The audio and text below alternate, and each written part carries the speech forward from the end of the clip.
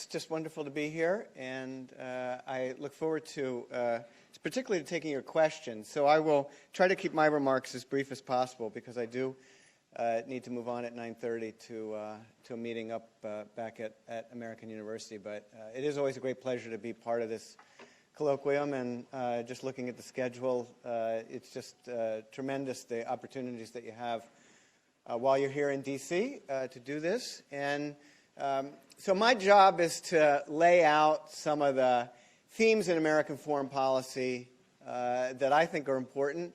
And I particularly want to discuss with you what I see as a fundamental transformation in American foreign policy over the last 20 years, a political transformation in which the previously dominant party on foreign policy in the United States, the Republican Party, is quite divided and, in fact, in disarray on foreign policy and has really lost its place as the party of foreign policy in the United States that it had in the latter half of the Cold War.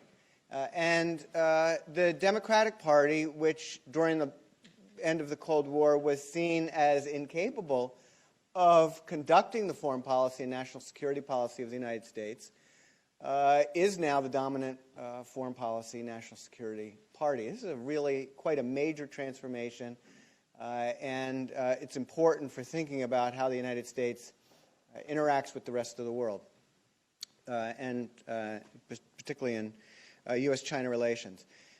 Before I talk about this transformation and why it occurred and why the end of the Cold War was so important for leading to the transformation that we've seen, say a couple words about this theme of ideals and interests. That's the formal title of my remarks, because it is important when looking at American foreign policy to understand how Americans see themselves, how American elites see themselves in the conduct of foreign policy, because it is very important for Americans whether it is as true as they think to talk about both ideals and interests, and in fact often to talk about ideals more than they talk about interests, in a way that often the rest of the world finds very hypocritical.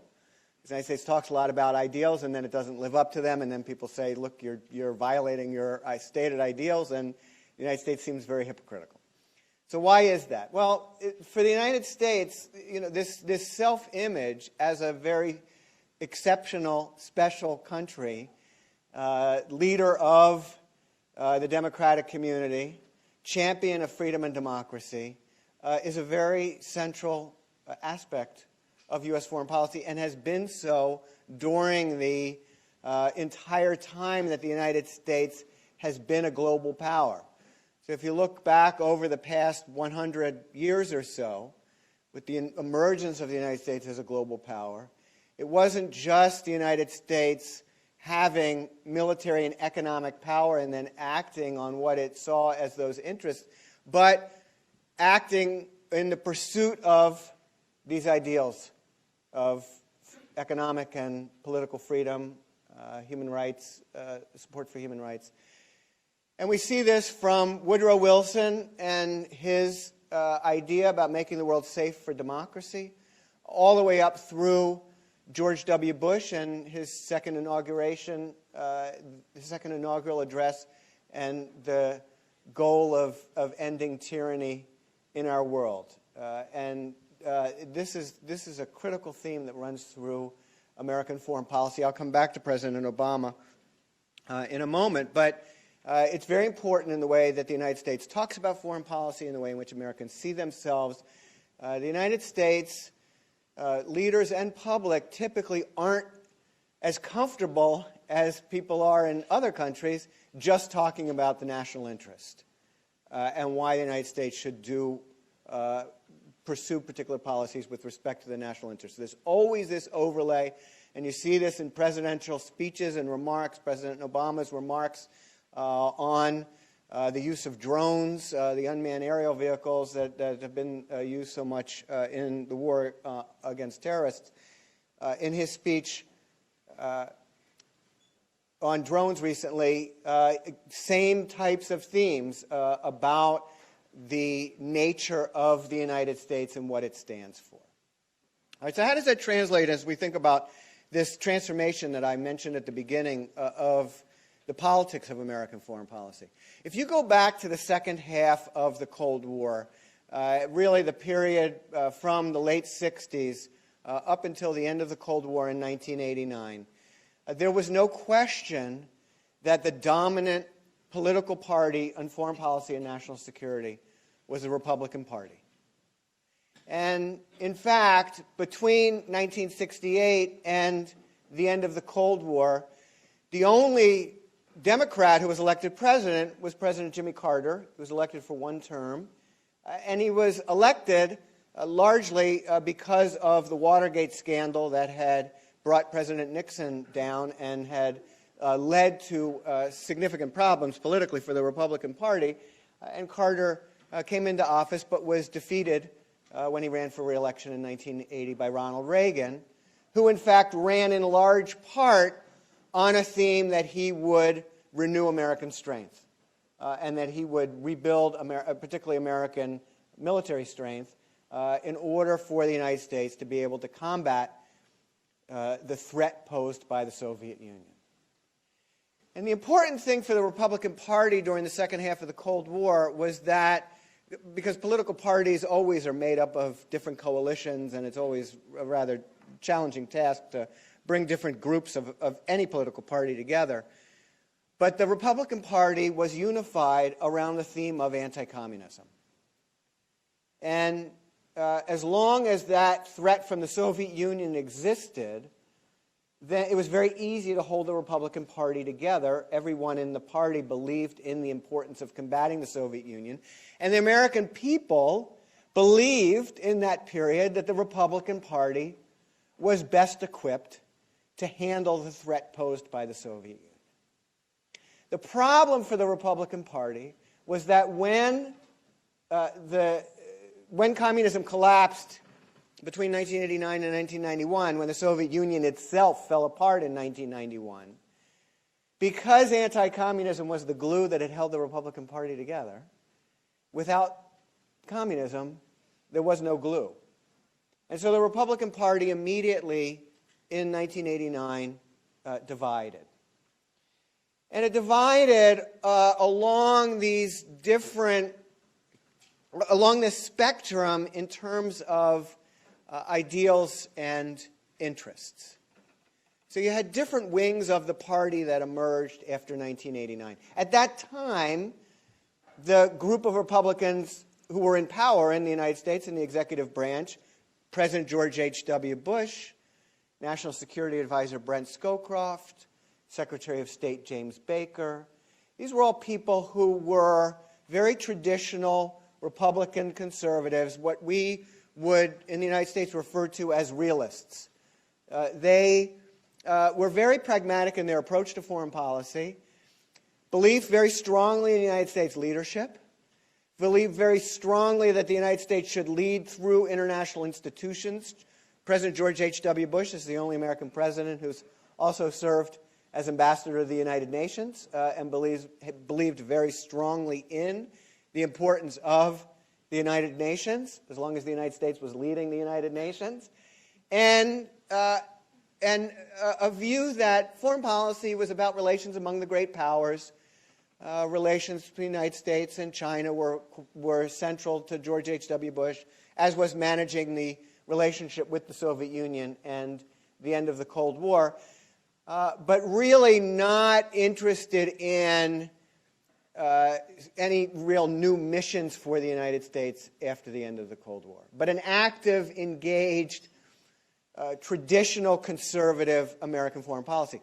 The problem was there were other views within the Republican Party that clashed with that view that President Bush enunciated during his time in office.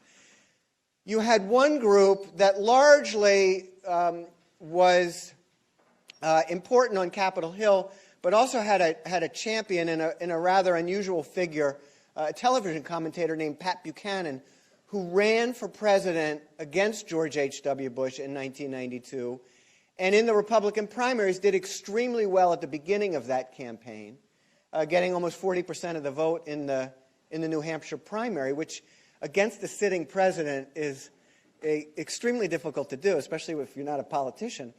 But Buchanan was basically running on what we would typically in the United States term an isolationist foreign policy. That is, the notion that the United States doesn't need to be engaged in the world. The United States is protected by its two oceans. It doesn't have threatening neighbors to the north and south, and so the United States doesn't need to have a huge engagement. And Buchanan basically argued that, you know, he was a strong Cold Warrior during the Cold War and believed the United States had to go out and do everything it could to combat the Soviet Union. But with the Soviet Union gone, the United States didn't have to do that anymore. It didn't have to maintain military bases in Europe and Asia. It didn't have to engage in intervention, and it could basically, as the slogan of his campaign said, "Come home, America." The United States could focus on domestic issues. And this is a view that resonates in a certain part of the Republican Party. It's been there all along. This notion that the United States really only gets in trouble when it goes out and gets involved in other people's business and should really focus on affairs in the United States and does not need to be engaged externally. So that was one criticism from one part of the Republican Party. And that view maintained itself and still maintains itself on Capitol Hill among certain Republicans who do not see the need for major U.S. engagement in the world. There was another view from a different part of the Republican Party, not a very strong group in the early 1990s. They would become much more prominent in the early 2000s, and that group was the Neoconservatives. And that group argued after the end of the Cold War that the United States is only great when it has a big mission in the world. And they talked about, for example, the greatness of presidents like Teddy Roosevelt and Ronald Reagan, who these neoconservatives argued were great presidents because they had a major mission in the world. And the argument of the neoconservatives after the end of the Cold War was that the new mission for the United States, with the collapse of the Soviet Union, should be the promotion of democracy worldwide. That the collapse of communism provided an opportunity for the United States to engage in major democracy promotion, and that's where the United States should put its attention. So a very idealist approach to foreign policy that was not of particular interest to the more realist George H.W. Bush administration. And during the Clinton years, those views were there in the Republican Party. They were there at the very beginning of the George W. Bush administration with competing views between people like Colin Powell on the one hand and others like Dick Cheney coming from a different approach. The debates existed. What happened for the Republican Party was that September 11th, for a brief moment, seemed to bring the Republican Party back together again. This time around the theme of combating Islamic extremists. So just as during the Cold War, the idea of combating communism brought the Republican Party together, after the attacks of September 11th, it seemed like the Republican Party would become unified again around the notion that what the United States needed to do above all else was to conduct a war on terror and combat Islamic extremists, and that the Republican Party, which had had this mantle as the champion of American national security, would once again demonstrate that it was the party that was most able to conduct American foreign policy and national security. And when that beginning of the George W. Bush era, the team that he had was really seen as a dream team of American foreign policy. At the time, they were more popular than they became later. But you had, as I mentioned, Colin Powell, who at the time when he became Secretary of State was really the most popular man in America. Dick Cheney, the vice president, had an extremely successful tenure as Secretary of Defense in the George H.W. Bush administration earlier. Donald Rumsfeld, who had had a successful tenure as Secretary of Defense even before that in the Gerald Ford administration, Condoleezza Rice, Paul Wolfowitz, these were all seen as really the best that American foreign policy and national security had to offer. And then came the Iraq War.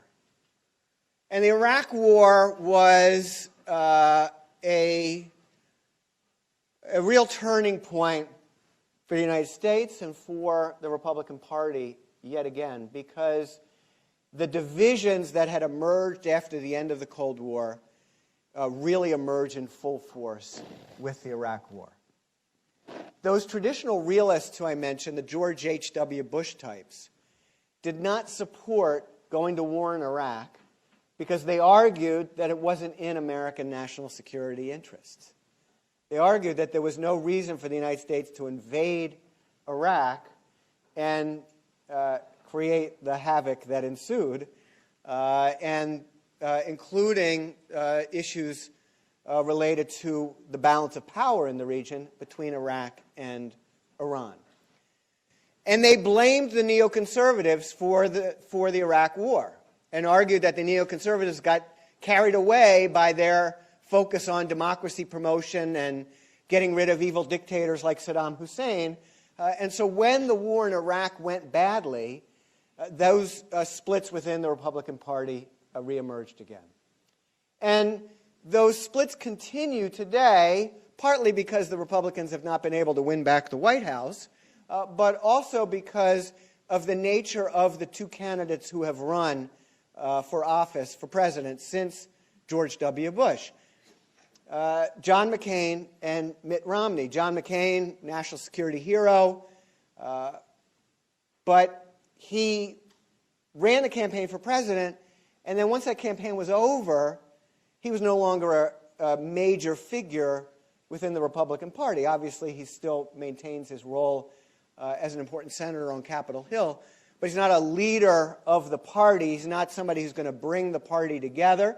He does still maintain an active interest in foreign policy. He just, for example, in Syria, talked about the need for the United States to support the opposition in Syria.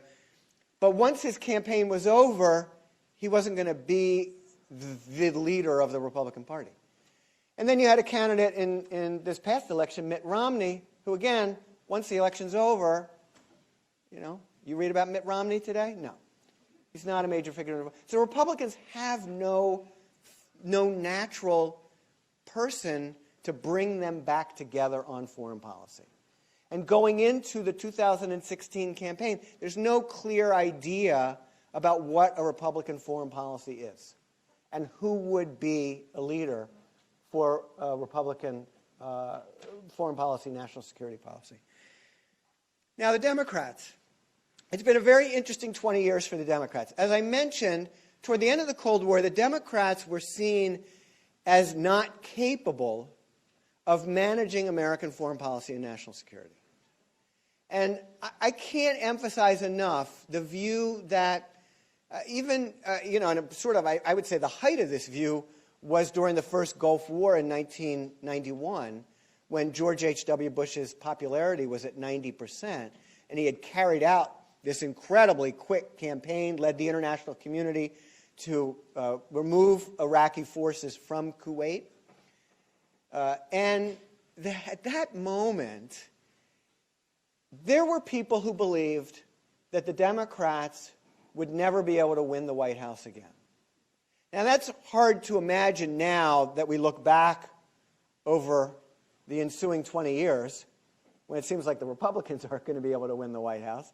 And we see the Democrats having won the two elections when Bill Clinton ran for office, that the Democratic candidate won the popular vote in 2000, even though he did not become president of the United States. And then, of course, Barack Obama has won easily in his two elections for president. But in 1990, 1991, Democrats looked like they were not going to be able to have a candidate who could be president because of this issue of Democratic weakness on foreign policy and national security. And that's why no leading Democrat ran for president in 1992. and you ended up with a very unknown governor from Arkansas, Bill Clinton, who decided that he would run for president. And Bill Clinton got very lucky, because with the end of the Cold War and the collapse of the Soviet Union, the American public no longer cared whether the president was capable of managing foreign policy and national security. I mentioned that for the Republicans, anti-communism had been the glue that held them together, and even though they saw themselves as having won the Cold War, Ronald Reagan had gone to Berlin in 1987 and said, "Mr. Gorbachev, tear down this wall," and the Berlin Wall was down 2 years later. They took great pride in that without realizing that now they no longer had anything to hold them together because communism was gone. Well, the Democrats, who were beaten up for 20 years about being too soft on communism, guess what? When there's no more communism, who cares?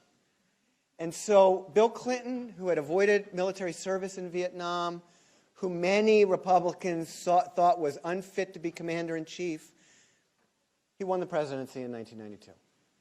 And he won because the American people wanted somebody who could do something about the economy.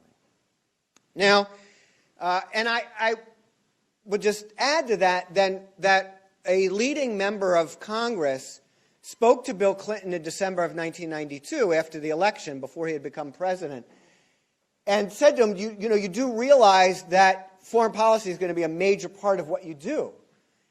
And Bill Clinton told this very distinguished member of Congress, I'm not going to spend any time on foreign policy. The American people aren't interested in having me spend time on foreign policy. This member of Congress couldn't believe it. He said, you don't understand. Of course, that's what the American presidents do. But Bill Clinton had run a campaign where nobody had asked him about foreign policy. And so, of course, he did become a foreign policy president, and that was important for the Democratic Party. It was important in several dimensions. First of all, the most important thing to Bill Clinton was how to respond to a world that was undergoing globalization. Now, when I say globalization, you think, yeah, of course, globalization. Everybody knows we live in a globalized world. Not everybody knew we lived in a globalized world 20 years ago. When Bill Clinton talked about globalization in his campaign in 1992, the Republicans accused him of talking about globaloney. I don't know if you know the term baloney, but baloney in the United States is sort of a term used for when somebody's talking about something that really doesn't make any sense. And so they said, oh, this guy, he's talking about globaloney. And he was talking about how the world has completely changed, that you can't separate the domestic economy and the international economy. And this was, again, we take this for granted today, but this was a major argument, and argued that the United States had to engage in the world because of the importance of economic interdependence in the world in which we live. And for a Democrat, what was very unusual about Bill Clinton was his emphasis on free trade and the need to create free trade agreements. And as you know, one of his signature agreements, or one of his signature policies was the creation of the World Trade Organization, and bringing China into the World Trade Organization was a major feature of the Clinton presidency. Bill Clinton also, interestingly enough, for a Democrat who really had no interest in the use of force and prior experience with the use of force, became a president who did go to war. And in particular, the signature war was the war over Kosovo in 1999, a war that was conducted without United Nations Security Council authorization, but was done for humanitarian purposes. And we come back to this issue of ideals and interests. Democrats had really been quite squeamish about this notion of using force for the pursuit of American interests. But those Democrats who had always opposed the use of American military force, and especially during Vietnam, by the late 90s, there were a group of Democrats who were saying, well, wait a minute, the United States is so powerful militarily, we could actually use that military force to do good in the world. And that's what you had with Kosovo, this argument that there was this population at risk in Kosovo, and the United States could use its force to protect that population. And you had this term that arose, the liberal hawk. A hawk in the United States is somebody who's a very, conservative in the sense of typically of supporting a strong defense and national security. And the liberal hawks were basically people who now said, yeah, we could use military force as long as it's for something good. And that's why you had a number of Democrats who ended up supporting the Iraq War in 2003 for this same idea. War against Slobodan Milosevic in 1999 and against Saddam Hussein in 2003. For many Democrats, there wasn't much of a difference. Now, those themes are there. Again, the Republicans, of course, win the presidency in 2000 and 2004. George W. Bush talks a great deal about the strength of the Republicans on national security. When he wins re-election in 2004, it's largely because at that point you had neither the Iraq War going too badly nor the financial crisis yet, and he was seen as a strong national security president. But by 2008, the Republican Party had lost that claim to be the party of foreign policy and national security, largely because Americans were so unhappy about the war in Iraq. And that team that looked so incredible in 2001, Colin Powell, Dick Cheney, Donald Rumsfeld, Condoleezza Rice, Paul Wolfowitz, were now not seen in the same positive light as they had been only 8 years earlier. And you had, in that 2008 campaign, you had a Democrat with no prior national security experience running against one of the most decorated American national security heroes, John McCain, and eager to debate Senator McCain on national security. No longer were the Democrats afraid to have a conversation about national security. So, Barack Obama, a very interesting American president, interesting in the context of this notion of ideals and interests, because there are a lot of Democrats who wish that President Obama would talk more about ideals. There are a lot of Democrats who feel that the United States should be out there promoting democracy and promoting support for human rights. But that's not why President Obama believed that he was elected. He came into office, of course, realizing that his prior opposition to the Iraq War was one of the things that had most enabled him to win the Democratic nomination for president in 2008. And his promise to end the Iraq War and to help the United States in a transition in Afghanistan were a signature feature of his election campaign and then also his time in office since then. And there's no question that what President Obama has done most significantly is to end the war in Iraq and to move the United States on a path where it will largely leave Afghanistan by next year, at least in terms of any kind of major combat role.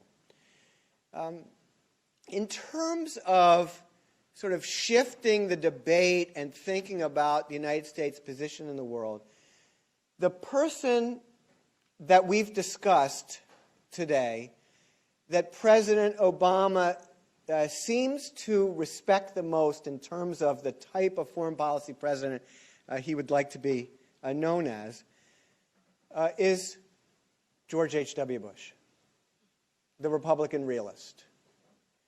And the Obama administration hasn't been shy since the beginning about talking about the way in which George H.W. Bush was successful in not engaging in too many interventions, but understanding the need to focus American attention and not squander American resources. And President Obama is acutely aware of this problem because he came into office in the middle of the worst financial crisis since the Great Depression and was not eager to engage in huge amounts of spending on the military and has been very focused on trying to shrink the American approach to intervention externally. He has not, for example, as you know, supported intervention in Syria. And the one intervention that he really did engage in his presidency in Libya was one that initially he did not support, but really came into because of the pressure from the British and the French, and even there let the British and French take the lead on that intervention, which was very unusual for the United States. So he has tried to create a sense of realism in American foreign policy. He has talked a lot about the need to ensure that the ends of American foreign policy, the goals of American foreign policy, are consonant with the means that the United States has available to it.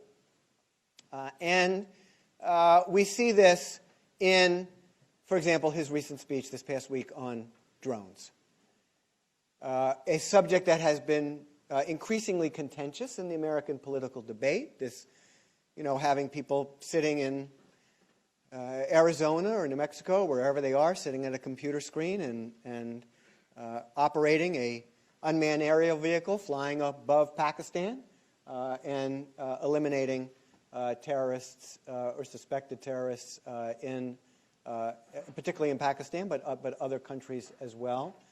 And President Obama, in that speech, really tried to begin what I think will be the major articulation of his second term, which is a foreign policy for the United States that's no longer, as he put it, no longer on a war footing. His argument was that all wars should come to an end, and the United States should no longer be thinking of itself, should be moving to a time when the United States no longer sees itself at war. And with Iraq and Afghanistan behind him, with his argument that al-Qaeda has largely been, certainly it's been weakened significantly, even though, as he said, there will still be terrorist attacks. He is setting the stage for an argument about U.S. foreign policy that he'll make in his second term. And just to tie this up before turning to your questions, as we think about ideals and interests, he will largely... He will have to talk about ideals, because American presidents always have to talk about ideals. But he will do so in a very constrained way, and as he has done throughout his presidency, try to dampen expectations of major American military interventions overseas. He is not someone who is interested in intervention in other places, in the way that we've seen so many times in the United States over the last 20 years. And again, we see this significantly in Syria. I should mention, just to close, because I'm sure it's a topic that you're quite interested in, this issue of the pivot to Asia that he is known for, the rebalancing. This is something that United States officials have been talking about for the last 20 years, the need to turn American attention more toward Asia, rising powers, the economic dynamism of the region. And we will see this, what I would argue, fairly conservative, realist approach to China from President Obama. I would argue it's not really significantly different than the approach that George W. Bush or Bill Clinton or George H.W. Bush would have taken, which is to make sure China understands that the United States will support its allies in the region, and the United States has interests in the region that it will protect, and the United States does not, it will not go along with increased Chinese intervention anywhere, but also that the United States believes strongly in the importance of the U.S.-China relationship. That is the most important relationship certainly for the 21st century, is likely to be the most important international relationship in the world, and that it's important for the United States and China to engage with each other as much as possible. And so you'll see this attempt to balance engagement with what we would call a hedging strategy, just in case China pursues policies that the United States sees as opposed to its national interests. So let me stop there. I'm sorry not to have left a little more time for questions, but happy to take any questions that you might have. If you could just introduce yourself, that'd be great. Thank you. I just realized that President Barack Obama visited the state of Israel right after the second inauguration, which he hasn't been doing so as much as possible in his first term compared to Secretary Clinton. And subsequently, that Israel bombed Syria. And the EU a couple of days ago just lifted up the barrier of supporting weapons to rebels. So do you see an indirect supporting of rebels from the United States versus a direct intervention led by the United States, or NATO intervention? Okay, I'm going to take a couple questions. So, all right, we got a Syria question. What do we have over here? My name is Chen Jacobson from Case Western Reserve University in Cleveland, Ohio.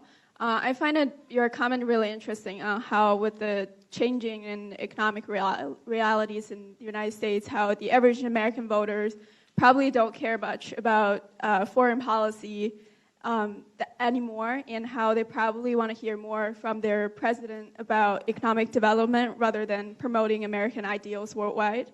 I was just wondering, what's your opinion in terms of how the severe fiscal crisis the U.S. government is facing is going to change the priorities in U.S. policy, foreign policy? My name is Grace Zhou Yue. I'm from the Sloan School in MIT. My question is about the pivot to Asia. I think very different from the historical diplomatic move by the U.S. The pivot to Asia is perceived as a claim of interest rather than a promotion of American values. And that is why it is perceived to be very cautiously by the Chinese government and also the public. So my question is, what do you think is the turn in terms of the diplomatic relation and also just the stance by the U.S. government? And if the China combated with a similar stance as the Monroe Doctrine, what do you think the American reaction will be? Thank you. Okay, so we've got Syria, fiscal crisis, and the pivot to Asia. So on Syria, I think what you see is just there are a lot of different external players that have different sets of interests. And as I said, Barack Obama has been very reluctant to intervene, arguing that he doesn't see what intervention would do to improve the situation. And you'll have United States support for the opposition, but I think, unless the situation changes dramatically, I think that his goal will be to keep the United States out of that war. Israel has its own set of interests in the region. It's very close to Syria and has, a concern about the border, concern about what's going on in Syria and about how that will affect Israel, concern about the role of Hezbollah in the region, concern today about the announcement that the Russians had sent their shipment of air defense missiles that had arrived in Syria.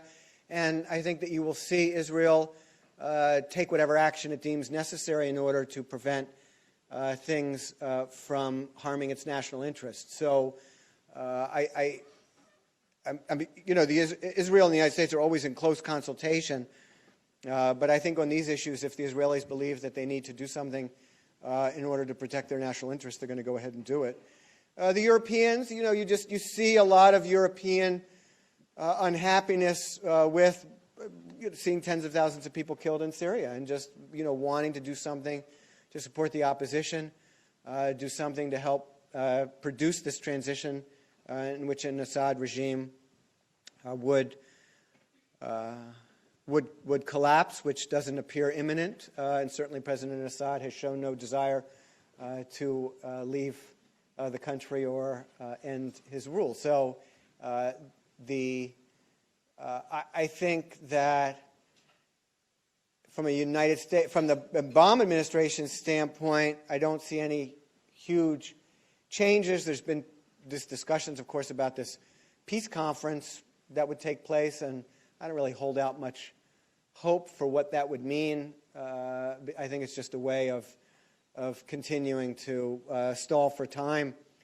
And I'm sure there's some who are hoping that the Assad regime will just collapse, but people have been hoping for that for a significant period of time.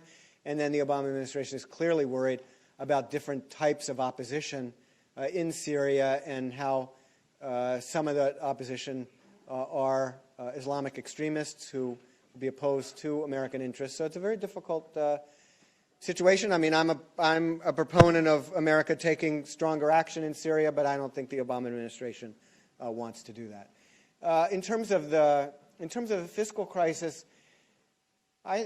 one of the things that I'm looking for in the second term is a president who no longer has to worry about re-election, really articulating what a more fiscally responsible foreign policy and national security policy would look like. Because what we saw in the first term was a lot of speeches and a national security strategy that typically had two parts. One, a discussion about how there were all these significant problems at home that the United States needed to address, you know, the idea of nation building at home. And then you'd have the rest of the remarks, so you look at the national security strategy or the major speeches, the rest could have been written in the 1990s with the United States doing everything. And I don't think this president wants the United States to be doing everything. But I think politically he was constrained in the first term because if he had argued for a more constrained approach to foreign policy, he would have been accused of not believing in American leadership and American exceptionalism. And with the second term and with greater freedom in this term, because he doesn't have to worry about re-election, I would like to see him really articulate what he sees as a more fiscally responsible foreign policy and a definition of American leadership in a world in which the United States just can't go around telling everybody what to do the way it did in the mid-1990s, for example. We are in a very different world than we were in the Clinton years. We talk about the United States as indispensable nation and really, driving international affairs. We now have a number of countries that are going to be playing significant roles in international affairs: China, India, Brazil, Russia, Turkey, others, Indonesia. And the United States has to articulate an idea of leadership within that context. And I think that that is the big challenge and opportunity for President Obama in the second term. On the pivot to Asia, in terms of interest, yes, it is very much being defined as interest. I will say, as I mentioned a few moments ago, the United States has been talking about this pivot for the last 20 years, but other events got in the way. So, for example, when Bill Clinton came into office, he and his team talked in similar terms, that Asia was was the economically dynamic part of the world. Europe was struggling. The United States needed to shift its focus away from Europe toward Asia. And then you had the conflict in the Balkans that drew the Clinton administration in and led to their focus in southeastern Europe.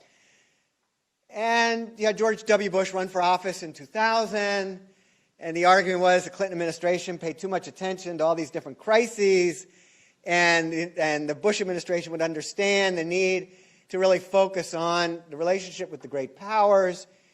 And you look back at 2001, and the initial 8 months was about creating a pivot, especially a military pivot, to Asia. Secretary of Defense Rumsfeld looking to move American troops and military presence away from its traditional focus on Europe toward Asia.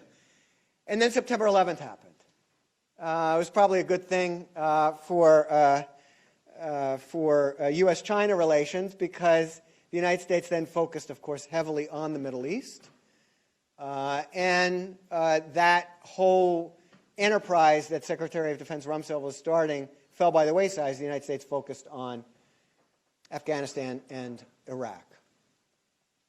All right, so the United States is trying again with the pivot.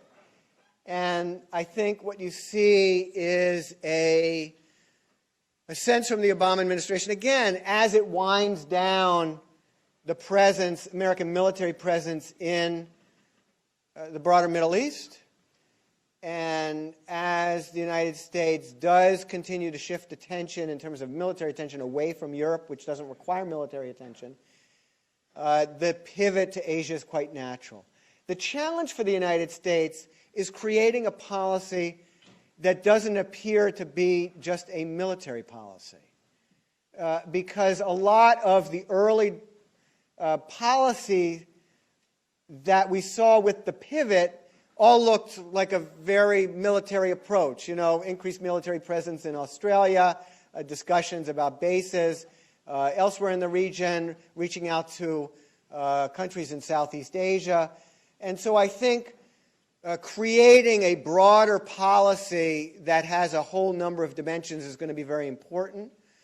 The United States' emphasis on trying to create a Trans-Pacific Partnership, a free trade agreement among countries in the region is going to be very important for the United States' interests and the United States' ability to develop a strong economic policy. You see, for example, United States on economic policy, the outreach with Myanmar and the goal of the United States to increase its economic presence in that country as the political climate changes in Myanmar. But I think that the United States and China have a lot of serious work to do to try to ensure that as China pursues what it sees as its interests in the region, and as the United States tries to make sure that China understands that the kind of interests it's had in its support for allies like Japan and South Korea, that those objectives don't lead to any kind of miscalculation or any type of serious problem in the relationship. I think it's going to be very difficult to manage that, and the importance of making sure that each country understands the other as well as possible in terms of what they are, how they define their interests. Because, even if the interests are competitive, as long as the two sides are explaining in great detail what those interests are, there's a better chance of making sure that everything gets resolved peacefully. My name is Hong Xiang from Columbia University. My question is, considering foreign policy, how did U.S. make decision about receiving people like Chen Guangcheng? So what was the ideal versus realistic partnership consideration? Yeah, two here and then two here. Yeah. And then six over there. No. Yeah. Thank you. My name is Han Xiao. I'm from Syracuse University. My question is, you're talking about the ideals in both Republican and Democratic administrations. Do both parties have the same interactions on this new mission, promotion of democracy, protection of human rights? Do they have the same logic or different logic, same goal or different goals? Hello, my name is Shu Wei-Yan. I'm from the Alice School of International Affairs, and I was an exchange student to American University. I have a question about, how do you think energy play a role in national security problems? Right, yeah. Thanks for asking that, yeah.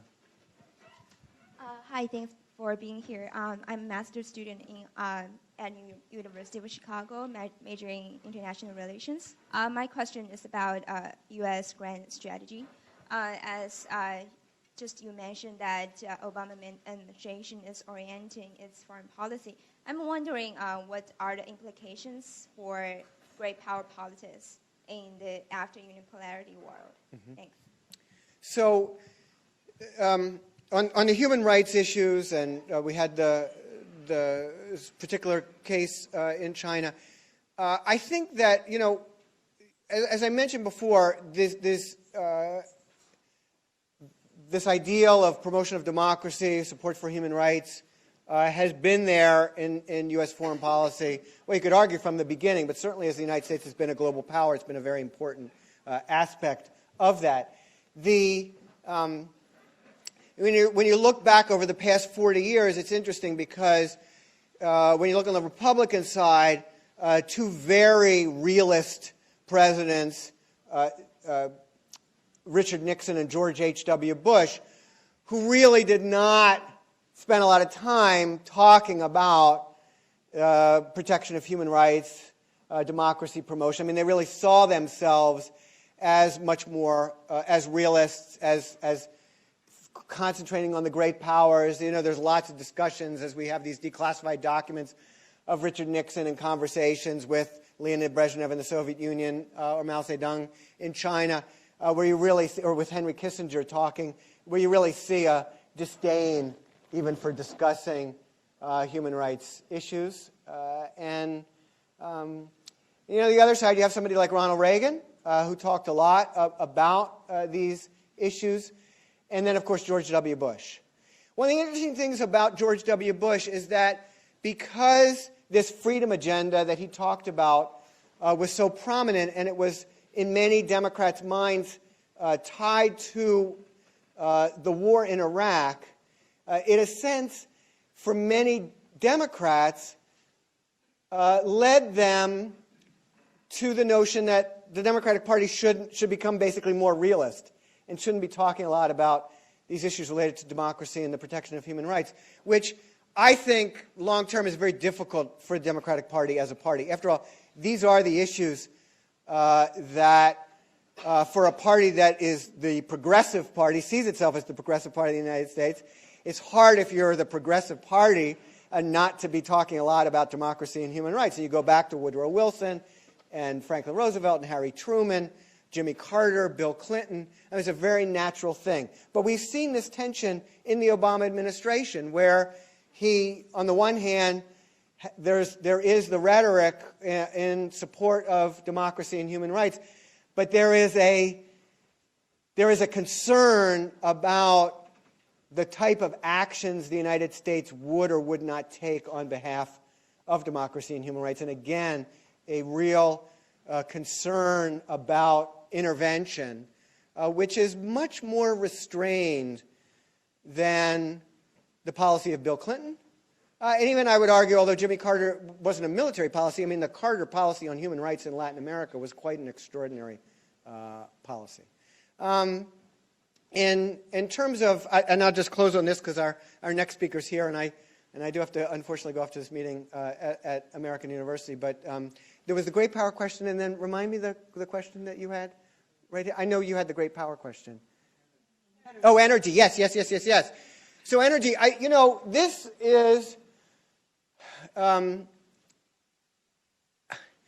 think one of the most profoundly, for United States foreign policy, one of the most profoundly interesting issues, this question of energy revolution, of new sources of energy, of the United States emerging as the major energy exporter, of increasing reliance on gas, and what that will mean for United States foreign policy. There are a lot of people who argue that because the oil is a global market, that the impact won't be so great because the price of oil is set in the global marketplace, and so this revolution that we're seeing won't have the kind of impact that others are suggesting.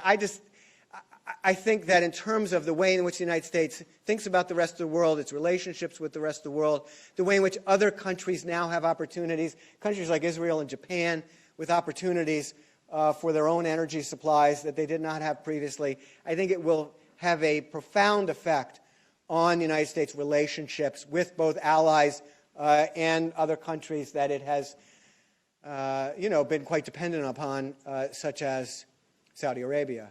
I think, of course, the real question, look at the China side, is how does China ensure that it can meet its energy demands, and that's where we get back to some of the earlier questions about United States-China interactions in the world. The unipolarity, that's what I was saying that earlier, that, and I'll close on this. I think a real challenge for President Obama, who has had this theme in his presidency all along, but as I said before, I don't think he was really able to articulate it, or I've given him the benefit of the doubt, articulate it as well as he would have wanted to for political reasons in the first term, is this issue of what does American leadership look like in a world in which there are other major powers that have interests, that have a voice in world affairs, a world in which the United States just can't go around telling everybody what to do, as it did in the mid-1990s, and a world in which the United States also sees itself as more constrained or as not needing to be as interventionist as it was previously. How do you put that all together to articulate a notion of what American leadership means going forward. I think that is, from a foreign policy standpoint for this administration, as I said, I think that's a major challenge, but also a huge opportunity to really talk about foreign policy in a way that we have not previously, because we didn't really confront the different set of challenges that we're facing today. It's been a great pleasure to be here with you all, and you have a real treat with such a distinguished speaker to follow. So thank you all very much.